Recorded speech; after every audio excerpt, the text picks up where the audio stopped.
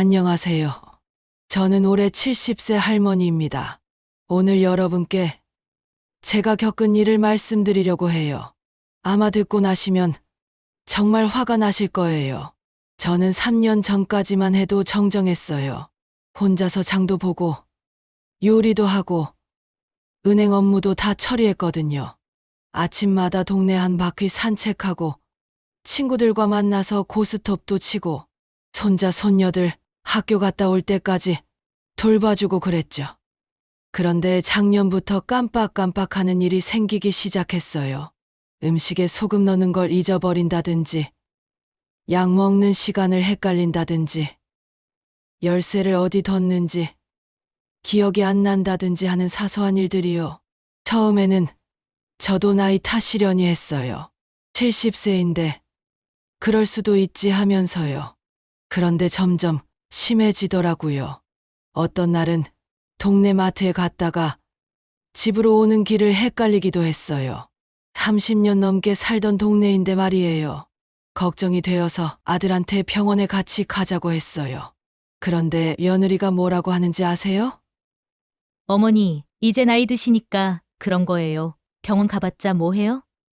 치매약 같은 것도 비싸기만 하고 효과도 별로 없다던데요. 아들도 그냥 조심하시면 돼. 너무 걱정하지 마. 이런 식으로 대충 넘어가려고 했어요. 그래도 혼자 병원에 갔어요. 검사를 받아보니까 경도 인지장애라고 하더라고요. 치매 전 단계라고 약물 치료를 받으면 진행을 늦출 수 있다고요. 의사 선생님이 아직 초기 단계라서 일상생활에는 큰 지장이 없어요. 다만 약을 꾸준히 드시고 정기검진을 받으시면 됩니다. 아직 라고 하셔서 조금 안심이 됐죠. 집에 와서 이 얘기를 했더니 며느리가 그것 봐요. 역시 치매 맞잖아요. 하면서 씩 웃더라고요. 그 웃음이 정말 소름 끼쳤어요. 마치 자기 예상이 맞아서 기쁘다는 듯한 표정이었거든요. 그때부터 지옥이 시작됐어요. 며느리가 저를 완전히 치매 환자 취급하기 시작한 거예요. 제가 뭘 말하면 어머니 또 헷갈리시네요. 아까도 같은 말씀하셨잖아요. 어머니는 그냥 가만히 계세요. 위험해요. 하더라고요. 제일 화가 났던 건 손자들 앞에서도 그런 식으로 얘기하는 거였어요. 할머니는 이제 머리가 아프셔서 말씀을 잘 못하셔. 그러니까 할머니 말씀은 잘 안 들어도 돼. 라고 하면서 아이들한테 제 말을 듣지 말라고 하더라고요. 손자들도 점점 저를 이상한 사람 보듯이 하기 시작했어요. 예전에는 할머니, 이거 어떻게 해요? 하면서 물어보던 아이들이 이제는 저만 보면 피하더라고요. 더 가관인 건 통장을 관리하겠다고 하는 거였어요. 어머니 치매 오시니까 돈 관리 못 하시잖아요. 혹시 사기라도 당하시면 큰일이에요. 제가 대신 해드릴게요. 하면서 제 통장을 뺏어가려고 했죠. 저는 아직 정신 멀쩡하다고 제가 직접 관리할 수 있다니까 어머니, 얼마 전에 같은 약을 2번 사오신 거 벌써 잊으셨어요? 그리고 지난주에는 가스비를 2번 내려고 하셨잖아요. 하더라고요. 맞아요. 그런 실수를 한 적이 있어요. 그런데 그게 뭐 대수라고요? 누구나 실수할 수 있는 건데 그걸 가지고 제가 치매라서 이젠 아무것도 못한다고 하는 거예요. 심지어는 제가 하는 모든 실수를 일일이 메모해 두더라고요. 나중에 써먹으려고 말이에요. 그래도 참았어요. 며느리 나름대로 걱정해서 그러는 거라고 생각했거든요. 그런데 이게 끝이 아니었어요. 며느리는 저를 점점 더 무능력한 사람으로 만들어가기 시작했어요. 제가 밥을 하려고 하면 어머니, 가습을 위험해요. 제가 할게요. 빨래를 하려고 하면 어머니, 세탁기 버튼 잘못 누르시면 고장나요. 모든 걸 제가 못하게 했어요. 뒤늦게 깨달았어요. 이게 의도적이었구나. 저를 아무것도 못하는 사람으로 만들어서 주변 사람들이 어머니는 이제 혼자서는 아무것도 못하시네라고 생각하게 만드는 게 목적이었던 거죠. 어느 날 며느리가 친구들과 전화 통화하는 걸 엿들었어요. 우리 시어머니 치매 걸리셨어. 이제 완전히 애 취급해야 해. 뭘 말해도 헷갈리시고, 돈 관리도 못하시고, 요리도 못하시고. 아, 정말 힘들어 죽겠어. 시설에 보내고 싶은데 남편이 안 된다고 해서. 이런 식으로 얘기하더라고요. 그리고 마지막에 한 말이 정말 충격이었어요. 그나마 집이 시어머니 명의로 되어 있어서 다행이야. 치매 진단서 받아놓으면 나중에 상속받을 때 편하잖아. 청년후견인 같은 것도 신청하면 우리가 다 관리할 수 있고 말이야. 머리를 망치로 맞은 것처럼 멍하더군요. 저를 치매 환자로 몰아가려고 하는 진짜 이유가 제 재산을 노리고 있었던 거예요. 치매 환자로 만들어서 법적으로 무능력자로 선언받게 한 다음 자기들이 모든 걸 관리하겠다는 속셈이었던 거죠. 그 다음부터는 더 심해졌어요. 제가 하는 모든 행동을 감시하기 시작했어요. 제가 TV 채널을 바꾸면 어머니, 아까 보시던 걸로 다시 돌려드릴게요. 머리 아프시니까 너무 복잡한 건 안 좋아요. 제가 요리를 하려고 하면 어머니, 위험해요. 가스불 끄는 거 까먹으시면 큰일 나요. 제가 할게요.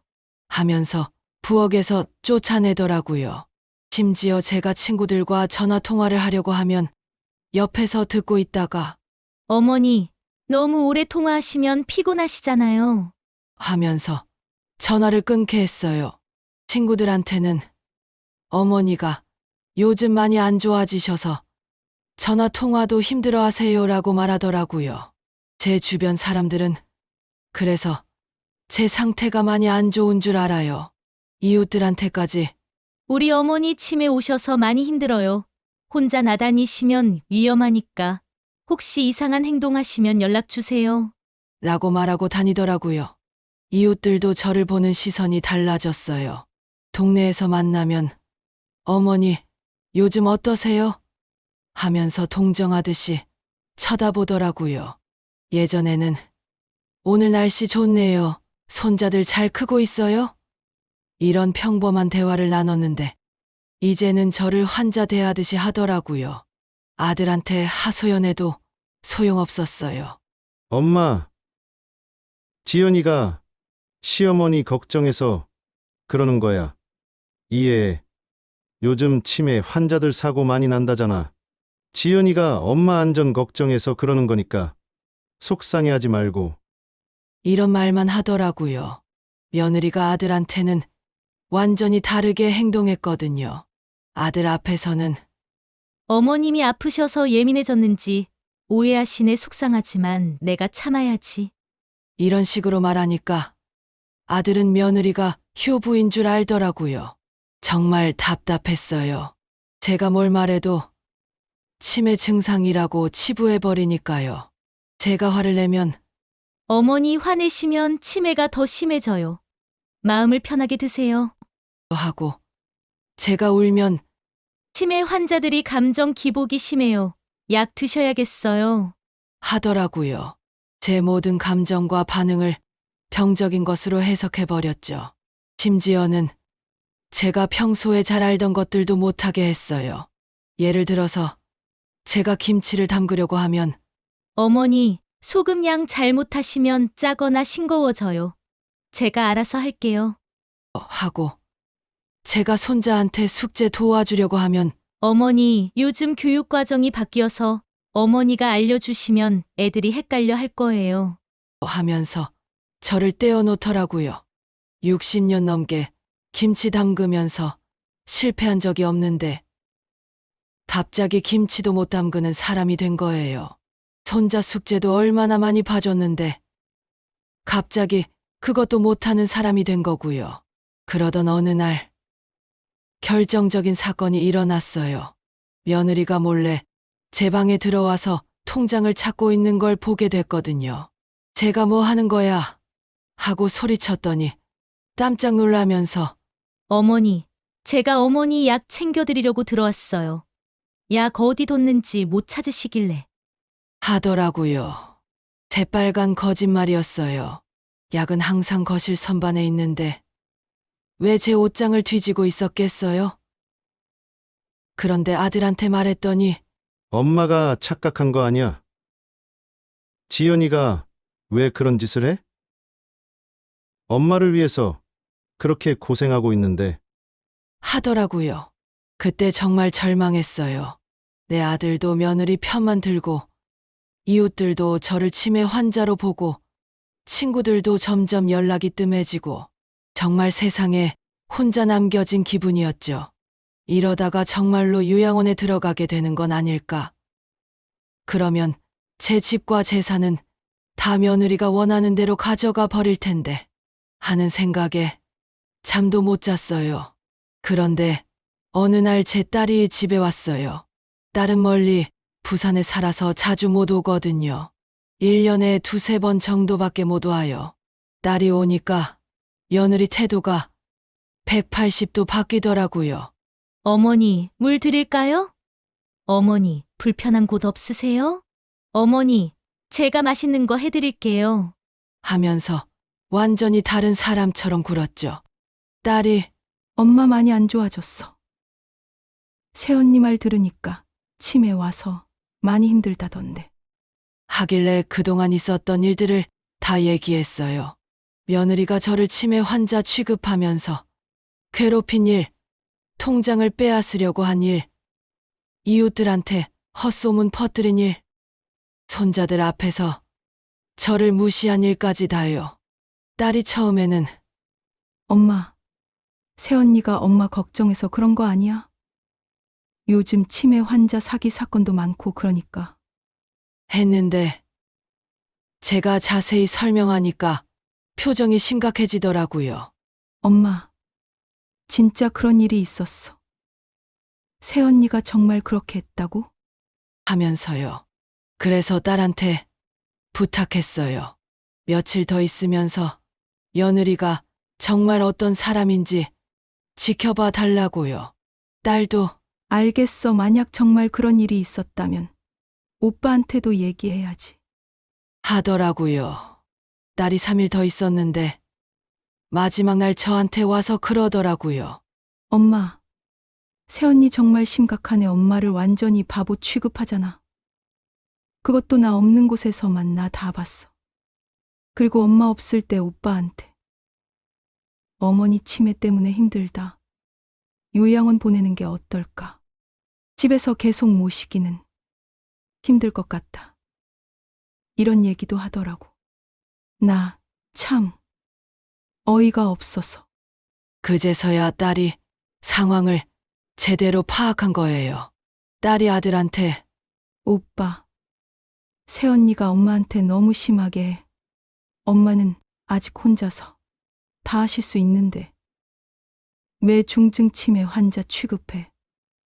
그리고 엄마를 요양원에 보내려고 하는 것도 말이 안 되잖아. 라고 따졌어요. 그런데 아들이 뭐라고 하는지 아세요? 보경아, 넌 멀리 살아서 몰라. 엄마가 요즘 정말 많이 깜빡하시고 위험하셔. 지난번에는 가스불도 그냥 놔두고 나가시려고 했어. 지연이가 엄마 걱정해서 그러는 거야. 넌 가끔 오니까 좋을 때만 보는 거고. 이러더라고요.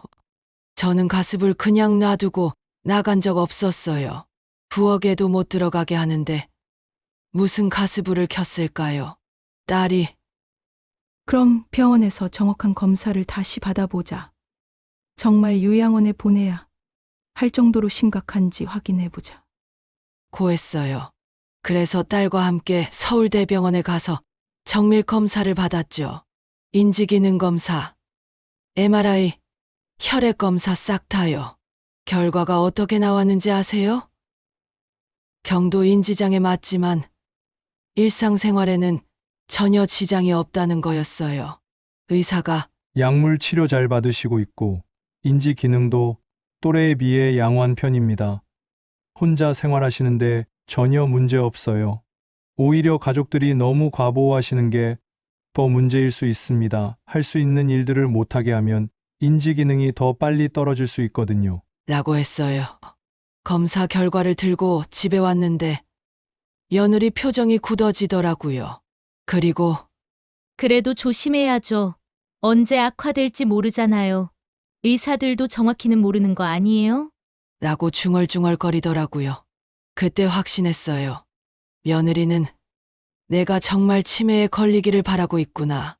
제 재산을 가져가기 위해서요. 그래서 결심했어요. 이런 며느리한테 제 재산을 물려줄 수는 없다고. 딸한테, 보경아, 엄마가 모든 재산을 너한테 넘기려고 한다고 했어요. 딸이 엄마, 갑자기 왜 그런 소리를 해? 그래도 오빠가 장남인데. 그래도 돼. 라고 했지만 제가 그동안 겪은 일들을 다시 한번 돌이켜보니 도저히 용서가 안 되더라고요. 며느리가 저를 어떻게 대했는지, 제 재산을 노리고 있다는 걸 어떻게 알게 되었는지 딸에게도 다 말했어요. 그러니 딸도 이해하더라고요. 그런 며느리한테 재산 넘겨주면 안 되겠네. 엄마를 그렇게 괴롭힌 사람이 엄마 재산까지 가져가면 안 되잖아. 그리고 정말로 돈 노리고 요양원에 보내면 어떡해. 바로 다음 날 딸과 함께 법무사 사무실에 갔어요. 집과 예금, 적금 모든 것을 딸 명의로 바꿨어요. 물론 제가 살아있는 동안은 제가 사용하고 딸은 나중에 상속받는 형태로요. 법무사가 정말 확실하시죠? 한번 바꾸면 되돌리기 어려워요라고 했지만 저는 확신했어요. 그리고 집에 와서 아들과 며느리한테 말했어요. 내가 모든 재산을 보경이한테 넘겼다고요. 그 순간 며느리 얼굴이 새파랗게 변하더라고요. 어머니, 갑자기 왜 그런 결정을 하셨어요? 저희한테 상의도 없이. 그리고 아가씨는 멀리 살잖아요. 어머니 모시는 것도 저희가 하는데. 하면서 당황하더라고요. 아들도 엄마, 무슨 소리야? 왜 갑자기 그런 일을 해? 우리가 엄마 모시고 있는데 왜 보경이한테 다 넘겨? 하면서 화를 내더라고요. 그래서 제가 말했어요. 그동안 니들이 나를 어떻게 대했는지 알아? 치매라고 바보 취급하고 내 재산 노리고 있던 것 다 알고 있어. 그런 너희들에게 내 재산 물려줄 이유가 뭐가 있어?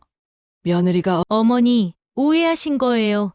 저는 어머니 걱정해서 그런 거였는데, 정말 어머니 건강 때문에 그런 거였어요. 하면서 변명하더라고요. 오해. 내가 친구들한테 전화해서 내 치매 얘기하면서 상속 얘기하는 거 다 들었어. 그리고 내 방에서 통장 찾는 것도 봤고 이웃들한테 나쁜 소문 퍼뜨린 것도 다 알아. 그제서야 며느리가 할 말이 없어지더라고요. 아들도 지연아, 내가 정말 그랬어? 하면서 며느리를 쳐다보더라고요. 며느리가 울면서 저는 정말 어머니 걱정해서 그런 거였어요. 치매 오신 분은 관리가 필요하잖아요. 제가 뭘 잘못했어요? 하더라고요. 그래서 제가 병원 검사 결과지를 보여줬어요. 의사가 일상생활에 문제 없다고 했어. 내가 나를 완전히 치매 환자로 몰아간 거야. 내 재산 때문에 요양원까지 보내려고 했잖아. 아들이 그제서야 상황을 이해하기 시작하더라고요. 지연아, 얘가 정말 그런 생각을 했어? 엄마를 요양원에 보내려고? 하면서 며느리한테 따져 묻더라고요. 며느리는 계속 울면서 부인했지만 이미 늦었어요. 딸이 그동안 자기가 보고 들었던 며느리가 했던 말들, 행동들을 아들한테 다 얘기해 줬거든요. 오빠. 새언니가 오빠 앞에서는 착한 척하지만 뒤에서는 정말 심했어. 엄마를 완전히 바보 취급했다고. 오빠는 그동안 뭐 했어? 그 이후로 저는 딸 집에 가서 예전처럼 편안하게 살고 있어요. 요리도 하고 살림 도와주면서요. 친구들이랑 만나서 수다도 떨고요.